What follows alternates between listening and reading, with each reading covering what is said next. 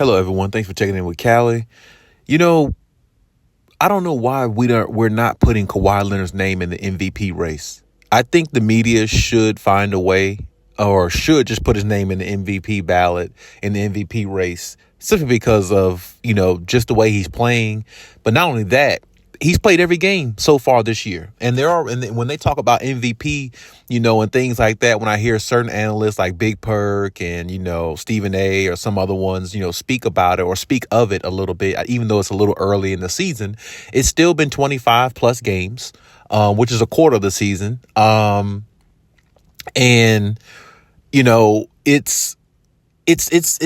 it's time enough. It's enough time to start speaking of, who potentially could be an MVP candidate or who could possibly, be the finalists to win it. And honestly, looking at Kawhi Leonard, like the way he's been playing and knowing that he's played every game this year, and even though he's only scored 24 points a game, but you got to look at the efficiency that he's shooting at. He's basically shooting 60, 50, 93 this month. You see what I'm saying? Like like his efficiency is off the charts. I mean, and his efficiency is equivalent to somebody who's like a 7-footer, like a Giannis, who just dominates and dunks the whole time in the paint. Kawhi is efficient scoring like that, and he's actually taking jump shots. Whereas you look at somebody like Giannis, he's efficient because he's getting all his 5 to 8 feet from the basket, just dunking the whole time. It takes skill to actually be, in other positions rather than the 5 position. Now, the 5 position does take skill too. I'm not saying that it doesn't. It takes skill to be anywhere on a basketball court at a high level, at the level that they're playing. But what I'm saying, when you're 7 feet, dunking on people, running down the court, just overpowering people in the paint, it's a lot easier to score closer to the basket than it is further away from it. That's just a fact. So, I mean, the fact that Kawhi is shooting like 63 or 62% from the field in the last the last several games, and the fact that he's been consistent all this year in playing in regards to, being consistent with his numbers. And on top of that, you got to look at the Clippers winning. Like they've won 9 in a row,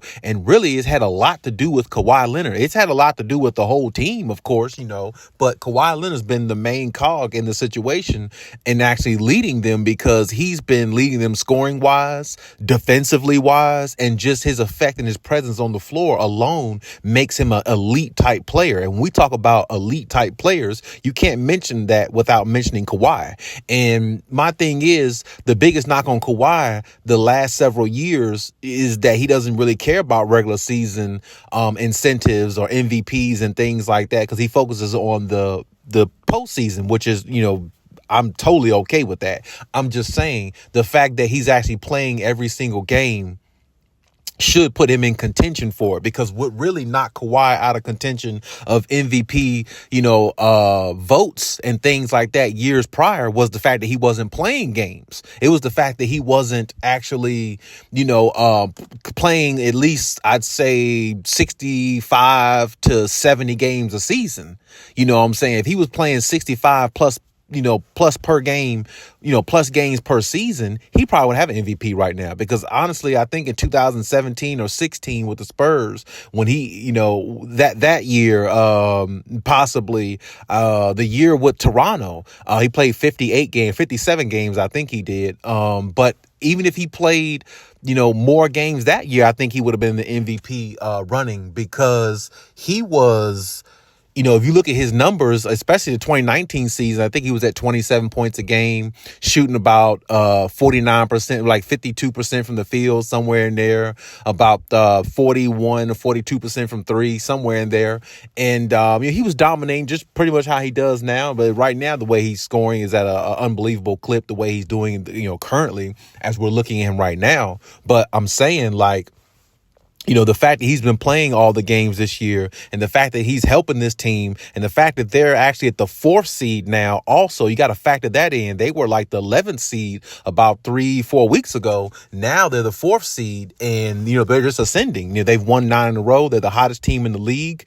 And, he's actually playing as well as anybody in the league, if not better. I mean, the last, 10 games or so, Kawhi is averaging like 29 points a game, shooting, like I said, like 62% from the field. Like, I mean, you've got to really, you've got to, accommodate, you got to account for that. And I think, his name not being mentioned in the MVP race is kind of crazy. You know what I'm saying? And, of course, when they speak on it, they're always going to say LeBron.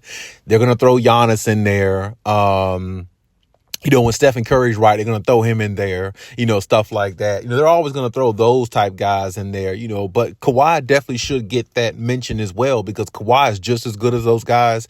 To me, he's actually better, honestly. So, I mean, when we think about who Kawhi is, he's just so underrated and so undermined sometimes. We tend to forget his greatness, and the greatness of Kawhi Leonard should never be undermined, because the Clippers would not be a contender if he wasn't on there. If they had just Paul George, James Harden and Russell Westbrook, they wouldn't probably be championship contenders.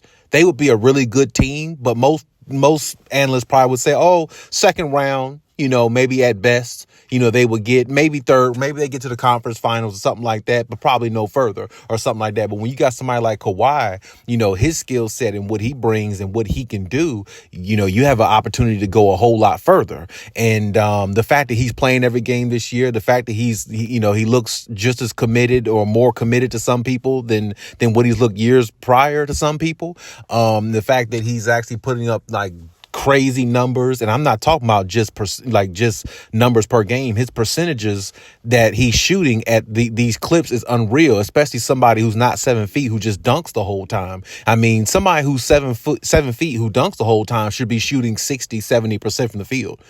Kawhi, there's one game this year where Kawhi shot 82% that whole game. I mean, he went 14, or was it 17 for 20 or 21 or something like that. I mean, I think the game he had 41 points.